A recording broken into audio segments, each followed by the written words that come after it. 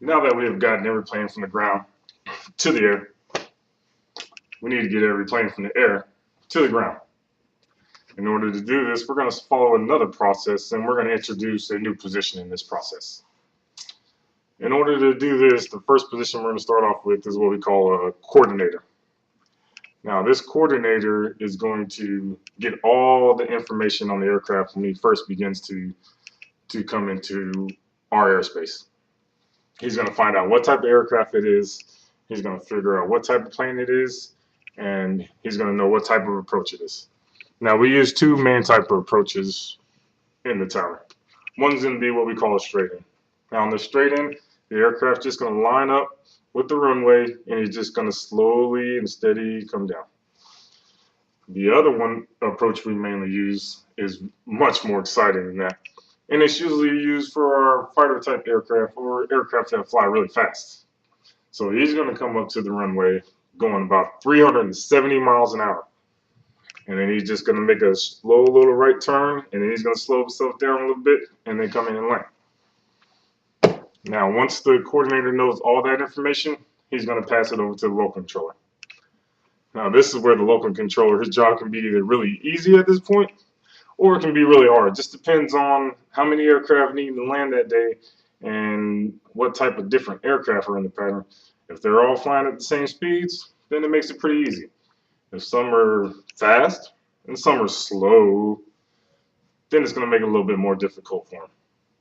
So he's going to start what we call a traffic pattern, and he's going to start to issue a sequence to these aircraft.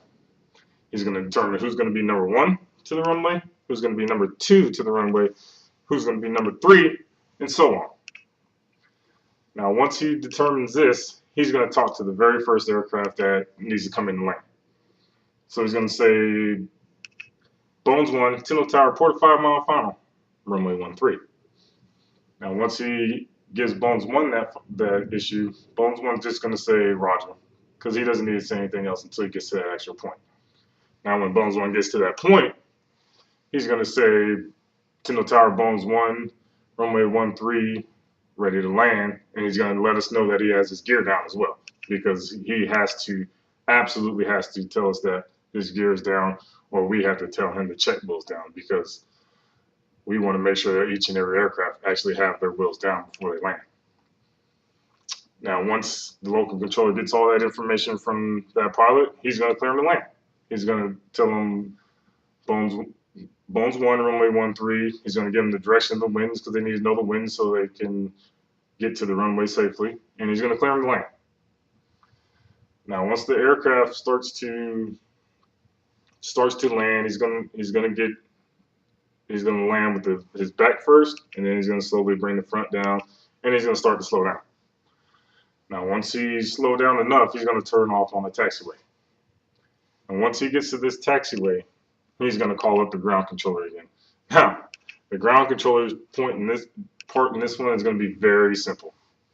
The only thing he really has to do is look to see who else is taxiing on the ramp, and he's going to give that aircraft taxi instructions. So that aircraft's going to notify what taxiway he's at. He's going to say, Tyndall Ground, Bones 1 at taxiway Delta ready to park. Now that ground controller is going to give him his taxi instructions, and he's just going to say, Bones 1, Tyndall Ground, taxi to park. And they're going to slowly pull out, and then they're going to go to their parking space. All the while, the ground controller is going to make sure that nobody else is getting in his way, no other aircraft are taxiing in the same direction as him, and no vehicles or anything are in the way.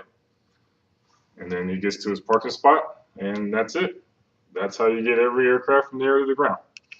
So the next time you go take your vacation, maybe you're departing from LAX or JFK or Atlanta, depends on where you live, and you start to go get on your aircraft, and you're on that Delta airliner, and you begin to taxi. Do you remember the process that it took to get you to start taxiing from what I've told you today? Do you remember you had that flight data controller that had that flight strip on you guys, and you passed it to the ground controller, and that ground controller issued taxi instructions to that plane? Now, when you start to feel yourself slow down, and you know that you're about ready to take off on the runway, who cleared you for takeoff? It was that local controller. That local controller cleared you for takeoff. And once you got in the air and you get to your final destination, maybe your favorite vacation spot, whether it be Disney World, Hawaii, who knows? Maybe you like to go to Europe. When you start to feel yourself slow down to start your descent to land, do you remember the processes again? You know you have that coordinator that's talking to the aircraft. You know that getting all the information and passing it on to the local controller. And that local controller is keeping you safe. He's making sure that no other aircraft are in your way and that he's going to clear you to land. And now once you were cleared to land, you talk to that ground controller again, and that ground controller taxis you park. So the next time maybe you hear the air traffic conversation coming up and somebody says, yeah, those are those guys with the orange flashlights that direct the planes. You know the real process, and now you can set them straight and tell them a little bit about the responsibilities of the air traffic control tower. Thank you for listening to what I had to say, and